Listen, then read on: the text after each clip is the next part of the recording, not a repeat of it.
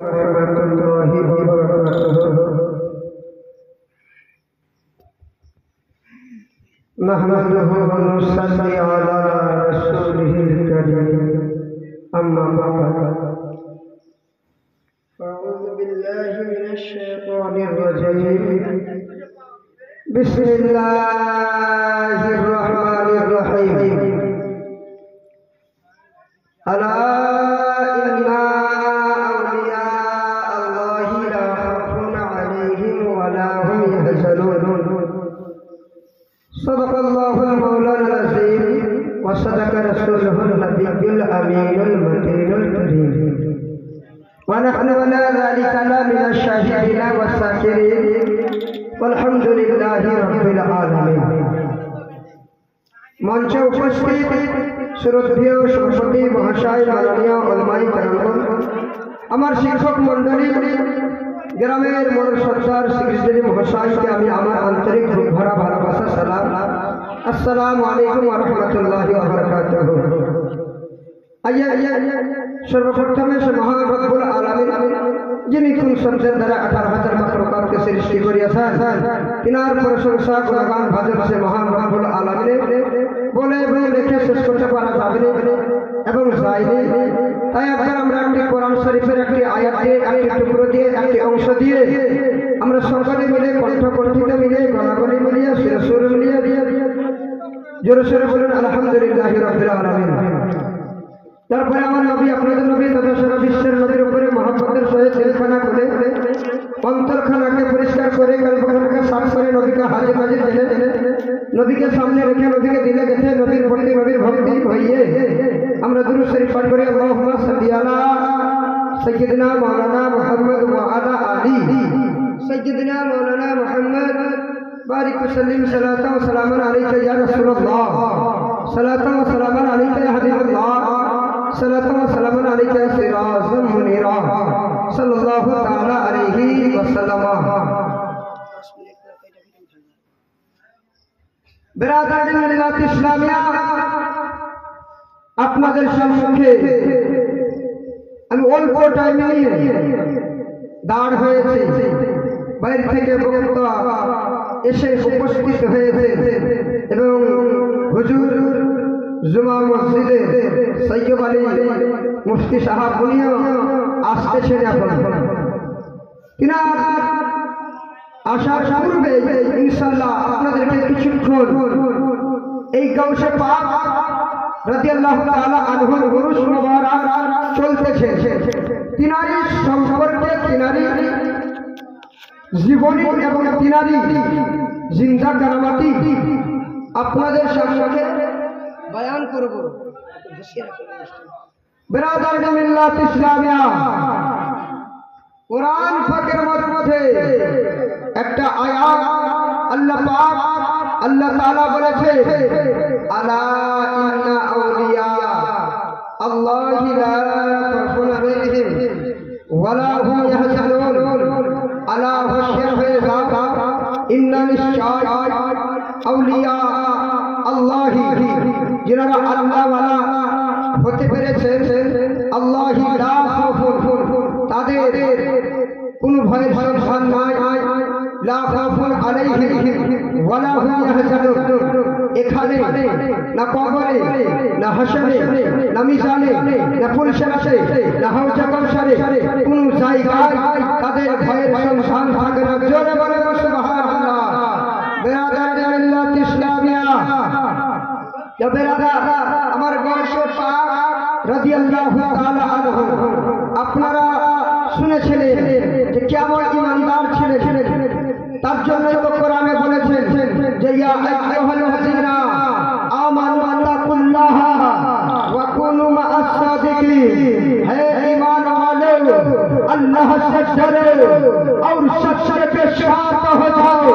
हे ईमानदार, তোমরা আল্লাহকে দেখে ভয় করো এবং ঈমানদারের সঙ্গে নৈকট্য লাভ করলে তবে আপনার কিয়ামতে, হাসরে, মিজানে, পুলসিরাতে এক জায়গায় আপনার ভয়ের সন্ধান থাকবে না। এবং জোরে বলেন সুবহানাল্লাহ। তো বিরাদরান মিল্লাত ইসলামিয়া, আচ্ছা জানে মহতারাম আমার সুফি সমাজ শুনেন এই গৌসে পাক রাদিয়াল্লাহু তাআলা আনহু মায়ের নাম কি ছিল আপনারা জানেন জানেন জানেন না সুবহানাল্লাহ তার মায়ের নাম ছিল উম্মুল খায়র ফাতিমা তার নানার নাম কি ছিল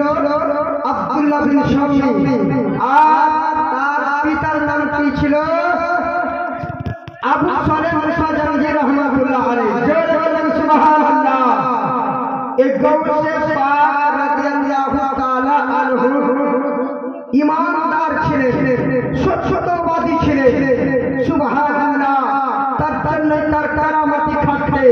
বেরাদারাত ইসলামিয়া ওই তার কারামতি বয়ান করে আমার বড় ইতি ঘটাবো বেরাদারাত ইসলামিয়া আমার গৌসে পাক রাদিয়াল্লাহু তাআলা আনহু বাবা একদিন নামাজ কায়েম করে নামাজ আদায় করে আর মুসাল্লার উপরে বসেছিলেন জোরে বলেন সুবহানাল্লাহ মুসাল্লার উপরে বসেছিলেন সুবহানাল্লাহ এবারে